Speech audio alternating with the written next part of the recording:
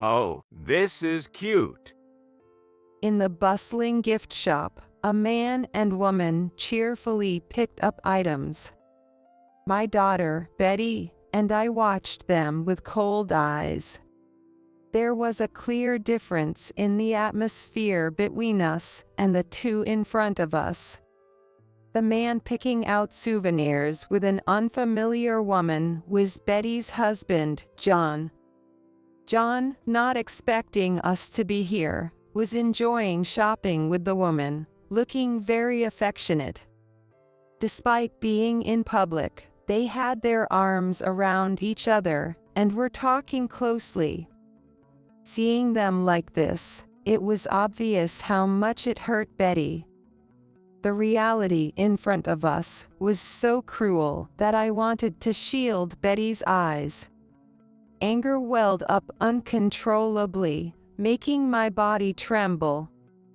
I realized that the John who once cherished Betty was nowhere to be found. From their conversation, it seemed they were picking out souvenirs for their families. John, holding the woman's hand and touching her face, made Betty gasp beside me. I glared at John over my shoulder. He will pay for betraying my daughter's feelings. Let's buy this for my mom. Hearing John's words, I spoke up from behind them. Oh, can I have it? Thank you. My name is Carol Smith. I got married and had a child named Betty, who grew up healthy and strong. Betty met her husband, John, who is 3 years older, at a tennis club she joined as a hobby, and now they live separately from us.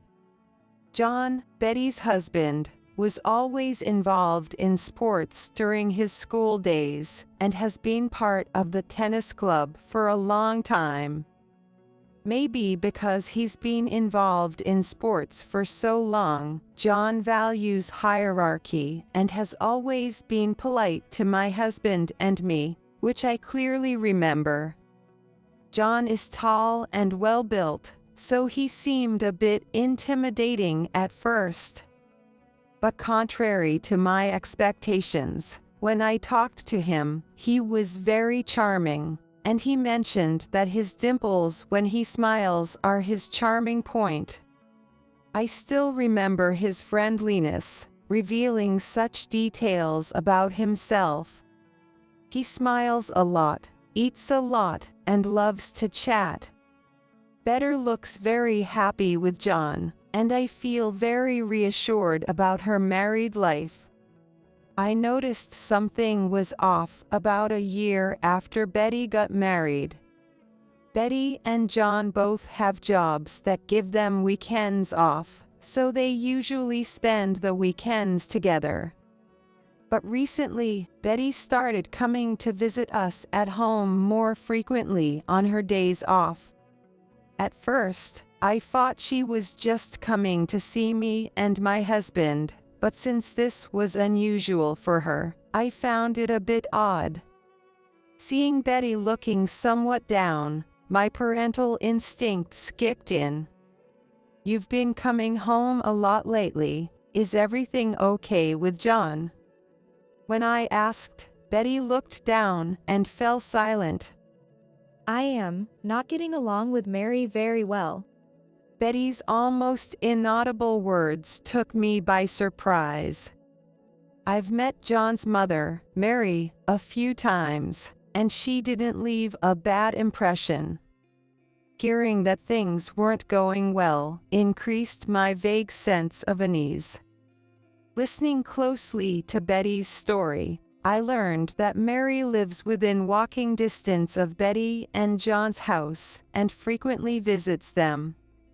However, her visits are not with any specific purpose. She only visits to criticize the chores Betty hasn't done and to make comments about her cooking, then leaves after being very sarcastic.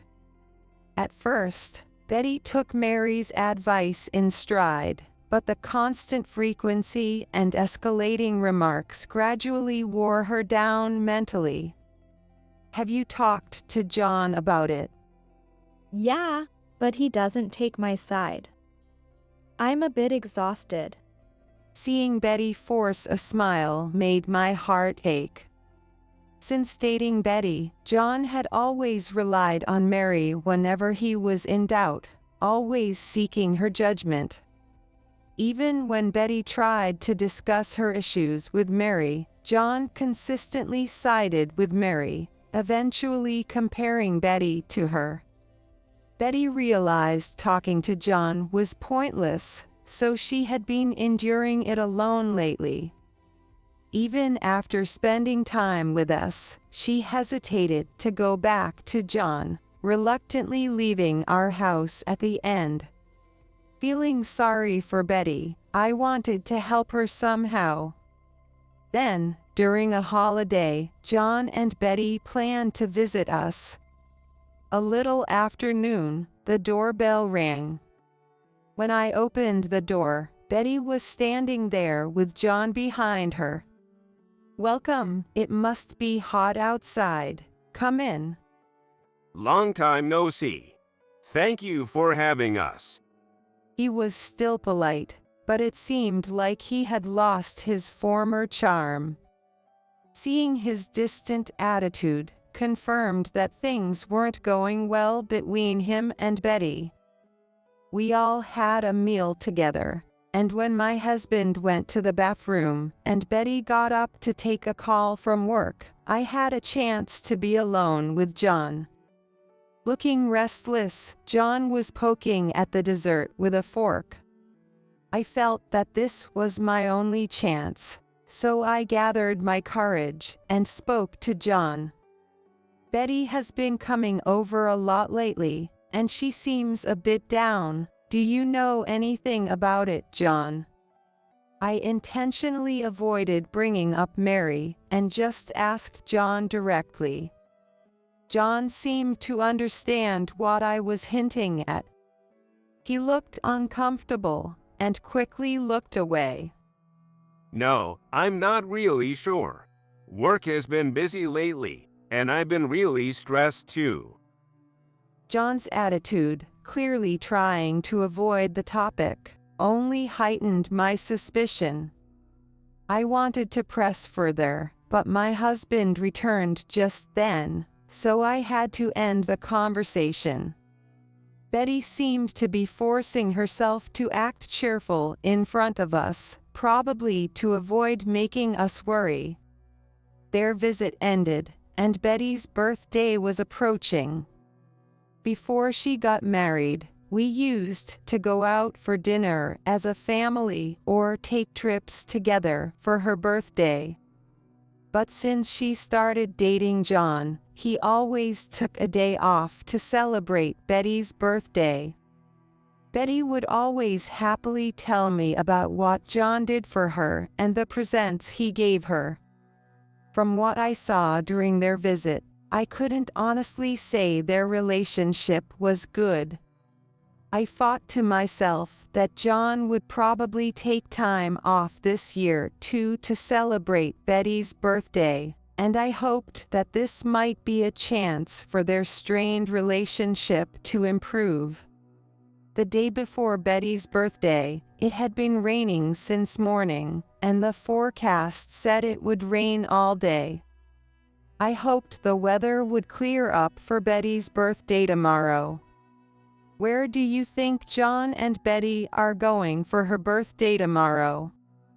I wondered aloud to my husband, letting my imagination run wild.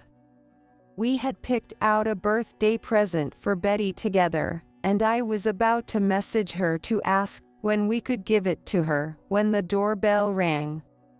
It was 8 p.m. It was unusual to have a visitor at this hour, and I had a bad feeling. I quickly brushed aside my vague apprehension and cautiously opened the door. Standing there, drenched, was Betty. "Betty, what are you doing here? You're soaking wet. Come in right now." Panicked, I grabbed her arm and pulled her inside. Better looked like she was about to cry, water dripping from her entire body. Hearing my frantic voice, my husband came from the back and was shocked to see Betty.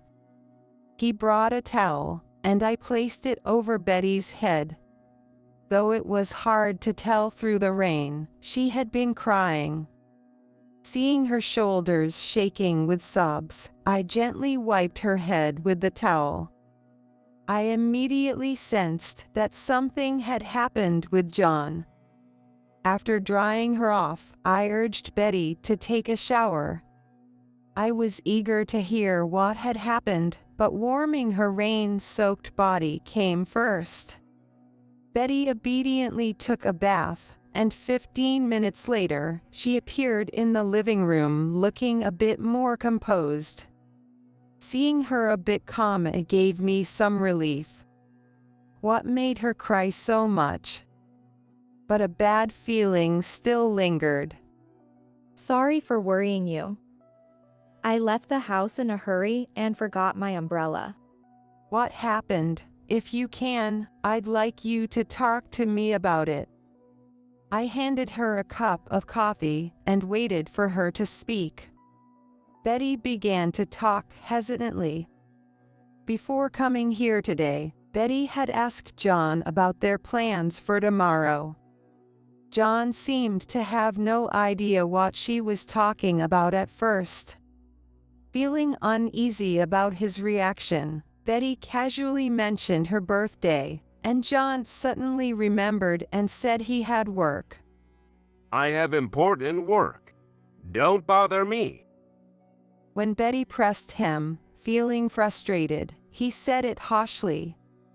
He then continued to make sarcastic remarks, eventually telling her that he had no intention of celebrating her birthday anymore.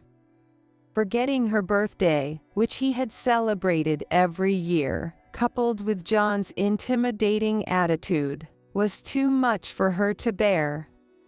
The accumulated stress from everything became too much for her to endure, and she finally couldn't take it anymore, so she ran out of the house. She spoke haltingly, struggling to get the words out as she explained what had happened. Betty had always felt that her birthdays were special, and up until last year, she believed that John felt the same way. A few months ago, Betty had taken a day off for John's birthday, and they went on a day trip. Of course, she didn't celebrate expecting something in return, but there must be a reason why he forgot her birthday and acted so arrogantly. No matter how much I thought about it, I couldn't figure it out. All I could do was be there for Betty and support her in her sadness. I suggested she go to bed, as she must have been exhausted, and after drinking the coffee I had prepared, she went to her room. The next morning, when I went to the living room, Betty was already eating her breakfast. Good morning, Betty. Happy birthday. Good morning. Thanks. She still seemed down. Her eyes were bloodshot, and it was clear she hadn't slept well. I wondered if I should just leave her alone. However, since Betty has always had a tendency to bottle things up when she's alone, I decided to take her to a special place. Hey, Betty, how about going grape picking? You've always loved it. What? Grape picking? Really? Before Betty got married, we used to go grape picking for her birthdays, and grapes were her favorite. Hearing the name of her favorite fruit brightened Betty's face a little.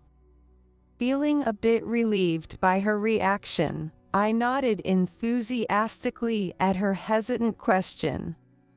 Of course, come on, get ready. I had actually booked a grape picking trip online the night before. Betty's positive reaction made me excited too. After we finished getting ready, we headed out to the venue. The vineyard, where we could pick grapes, was about 30 minutes by car from our house, and I had chosen the highest-rated place based on reviews yesterday. Even though it was a weekday, it was bustling with people, proving its popularity. Betty and I quickly finished the registration and moved to the area where the grapes were growing. Sunlight streamed through the dense grape leaves, creating a beautiful dappled effect on the ground. The clusters of grapes hanging above us were fresh and beautiful. There were light green shine muscats, translucent purple grapes, and deep dark blue grapes. Though they were all grapes, the variety was astonishing, and we were both dazzled by the sparkling scenery before us.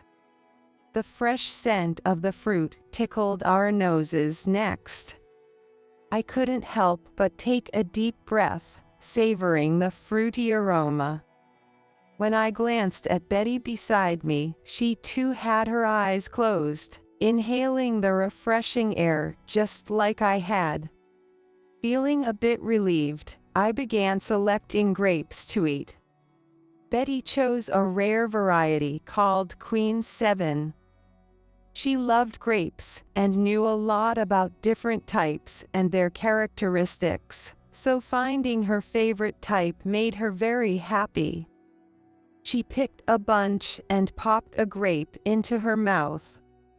Immediately, Betty put her hand to her cheek, closed her eyes, and savored the taste. This is delicious. Freshly picked grapes are something special.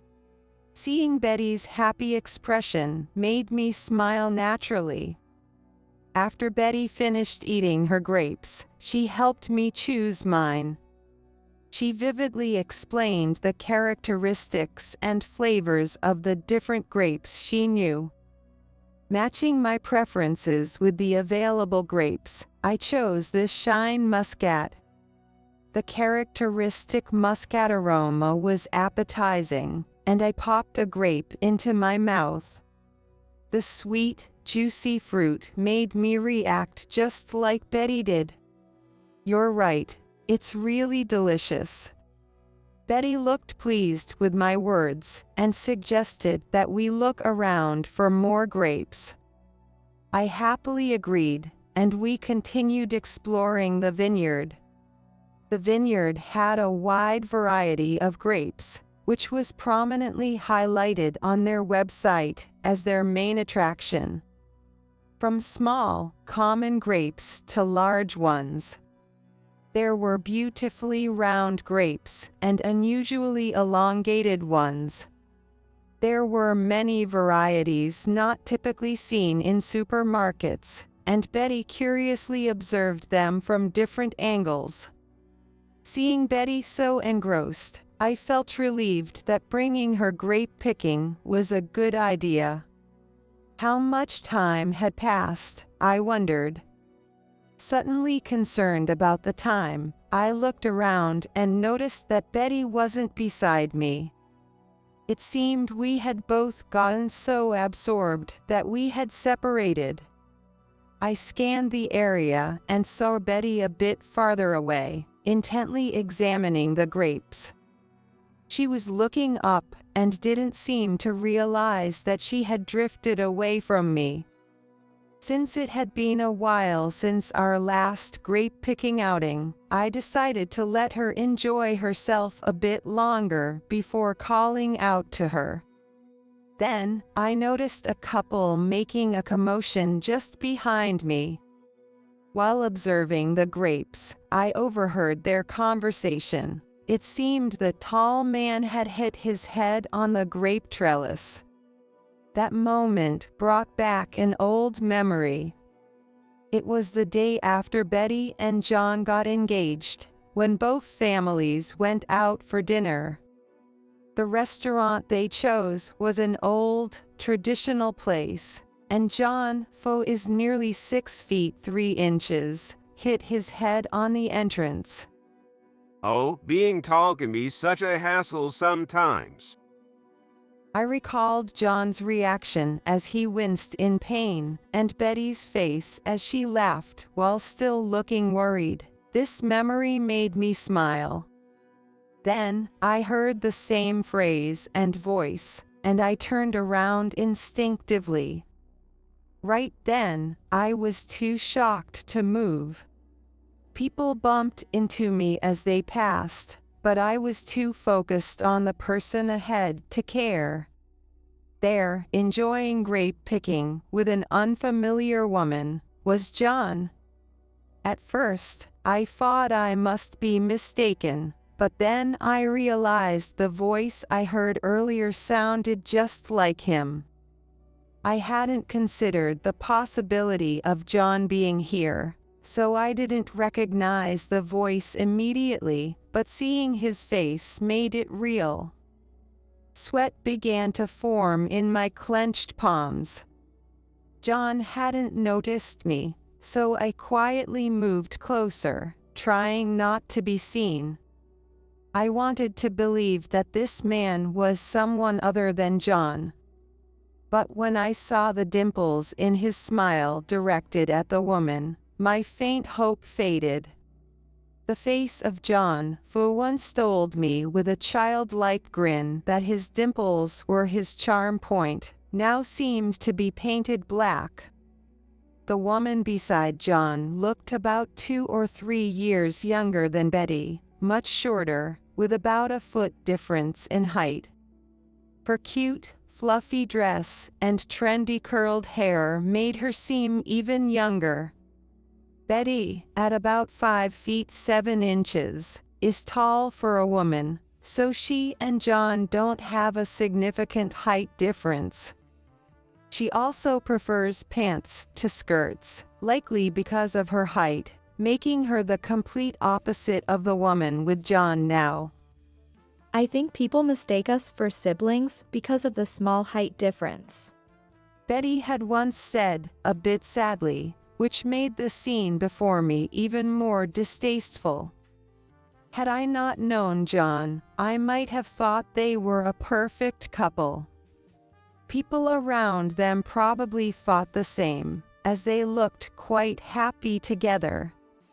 John and the woman were feeding each other and getting extremely close, not acting like mere friends at all. Most importantly, John had told Betty he had work yesterday.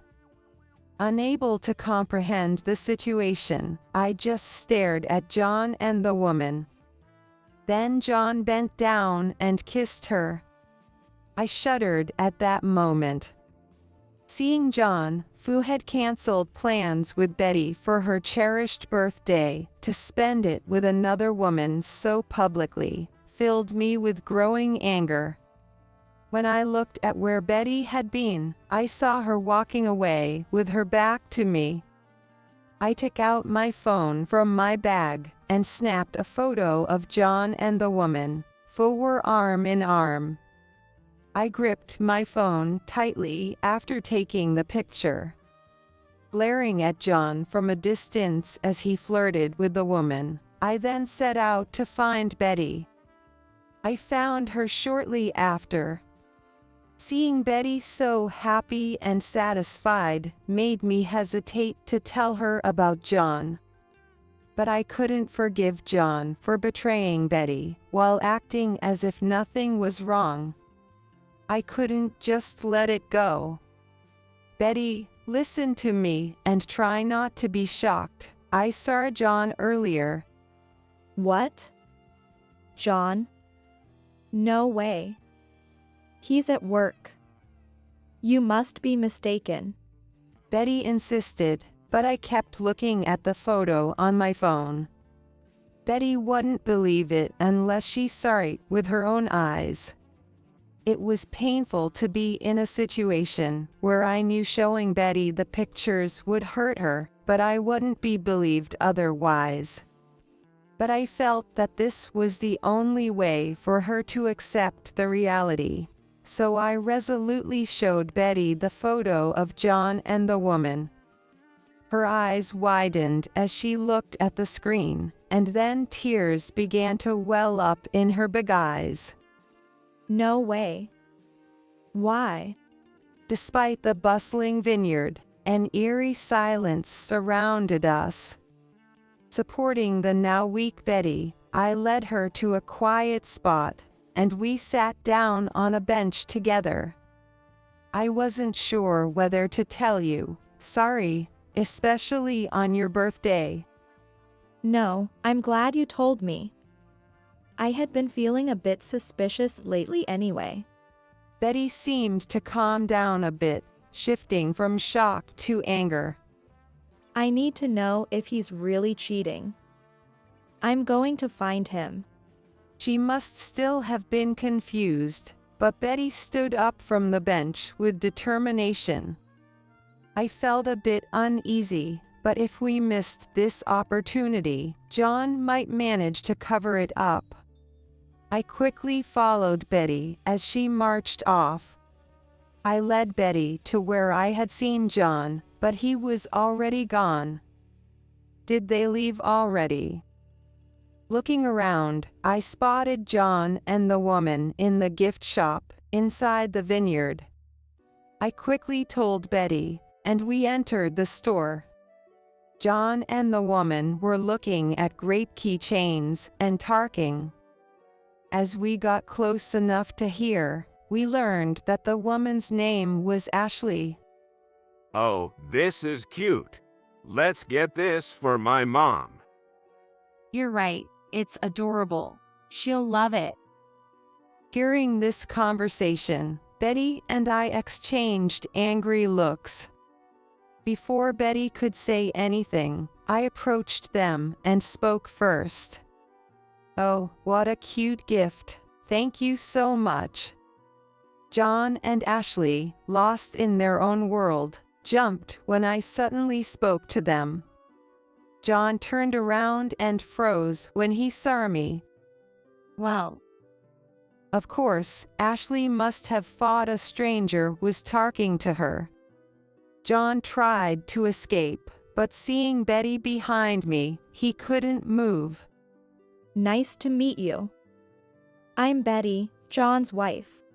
Betty smiled, but her eyes showed no warmth. And I'm Betty's mother, in other words, John's mother-in-law.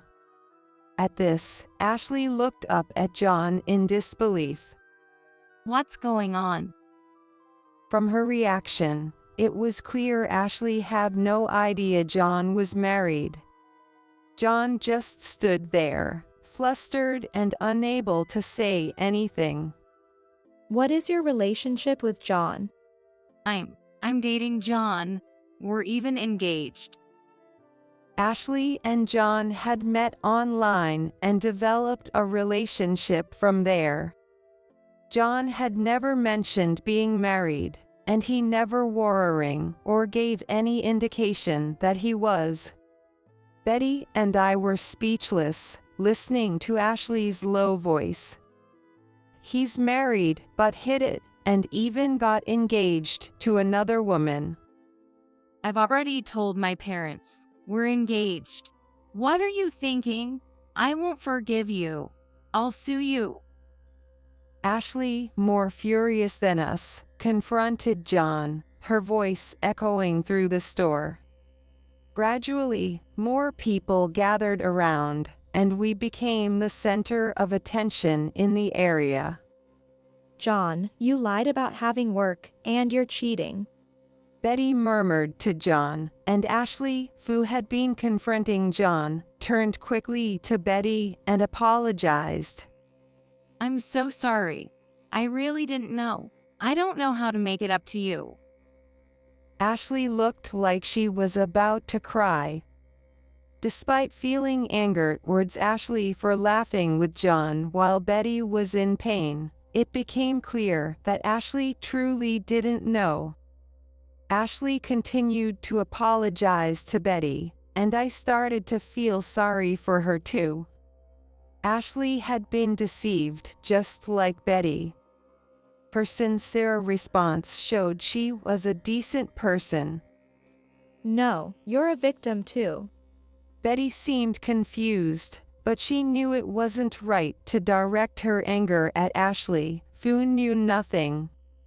Betty tried to indirectly convey that she wasn't angry at Ashley, but Ashley, in a mild panic, didn't seem to understand her intent. I did something terrible without knowing about you, Betty. This is an affair, right? Should I pay compensation? Ashley vaguely knew that cheating was wrong but didn't know what to do. Desperate to make amends, she even mentioned compensation. Surprised by the extreme suggestion, Betty gently placed her hand on Ashley's shoulder. Please calm down. No need for compensation. Soothed by Betty's gentle words, Ashley started to calm down. Overwhelmed with emotion, Betty turned to John, who looked disoriented, and spoke harshly. John, I can't be with you anymore, and of course, I will be asking for alimony. Ashley, after glancing apologetically at Betty, realized that John was entirely at fault. She glared at him and resumed her interrogation. Under Ashley's intense questioning, John hastily grabbed her hand. Yes, that's right. I was planning to get a divorce, so we can get married. The moment John said that, Ashley angrily yanked her hand away from his grasp. Married? You must be joking. This engagement is off. How dare you deceive me all this time? John stared in shock at his empty hand before turning to Betty. Please forgive me. I've been really messed up. Can you give me another chance? Hey, Betty. With a pleading look, John reached out to Betty. Then, a sharp slap echoed through the space. Betty had slapped John's hand away.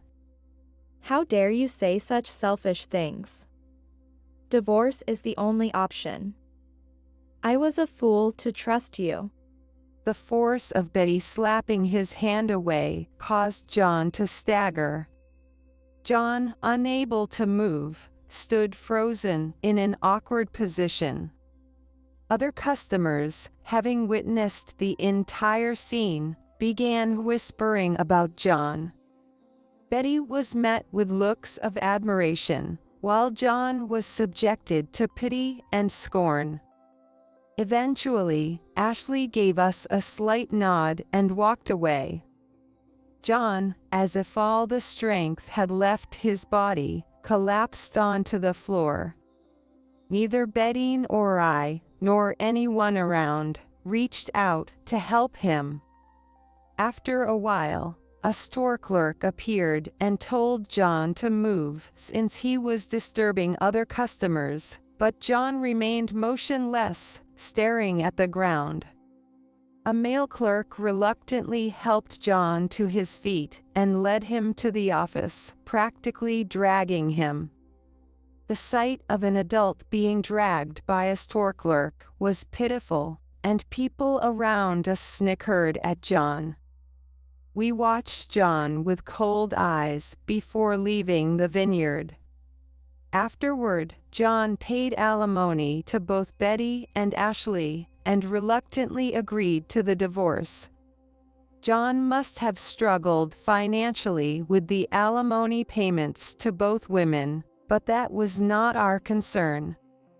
After the divorce was finally settled and we felt relieved, John's mother, Mary, showed up at my house.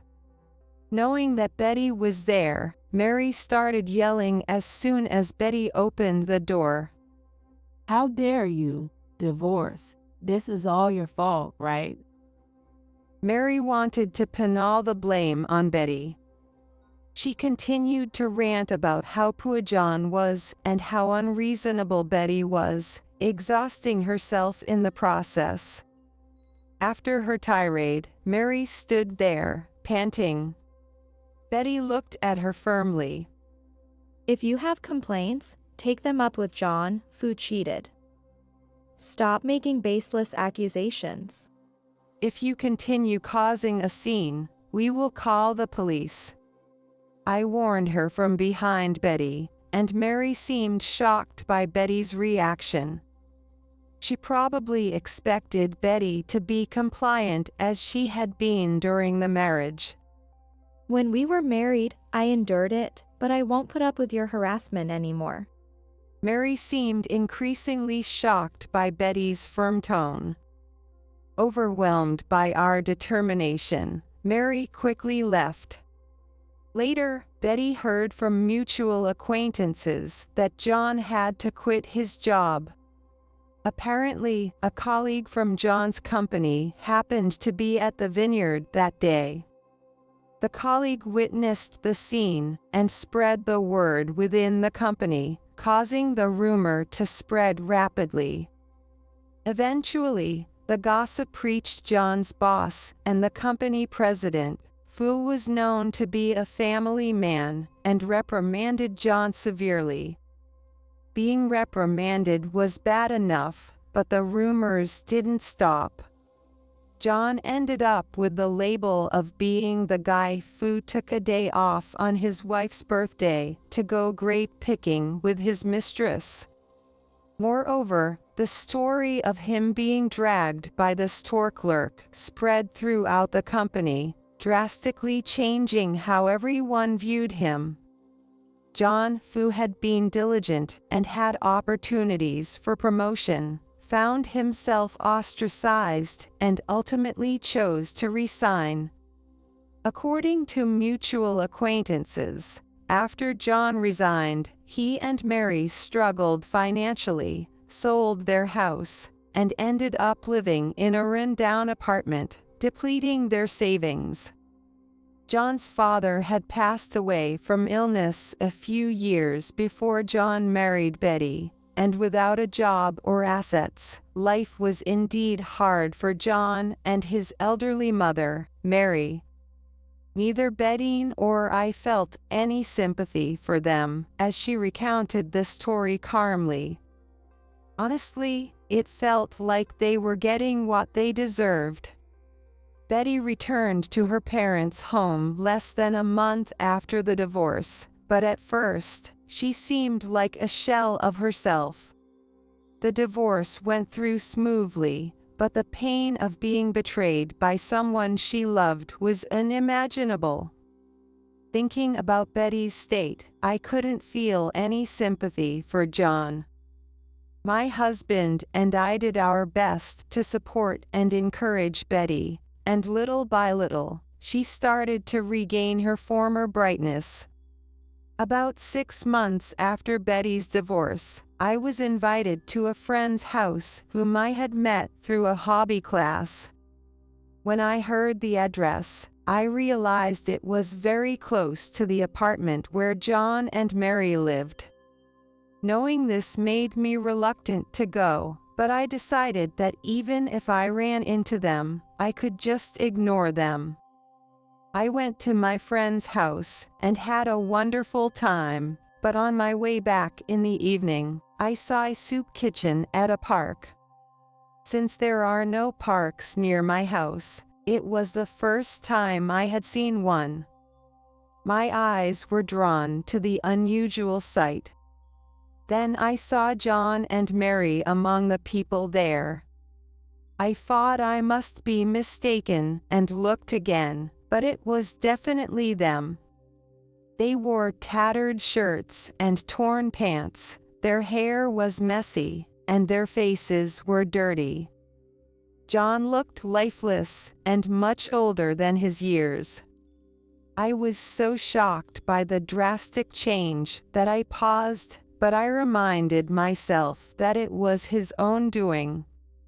I glanced at John and Mary eating at the soup kitchen, without expression, and continued on my way home. When I got home, I found Betty and my husband chatting animatedly in the living room. Hi, what's going on? What are you talking about? Oh, Mom. We were just talking about the matchmaking party I attended today. Time really does heal, and Betty had gradually come to terms with things and was now seeking new relationships. I debated whether to tell them about seeing John and Mary, but decided against it. It was no longer our concern, and it might bring back bad memories for Betty, who was trying to move on with her life. Seeing Betty happily talk about the man she met at the party, I sincerely hoped her smile would last forever.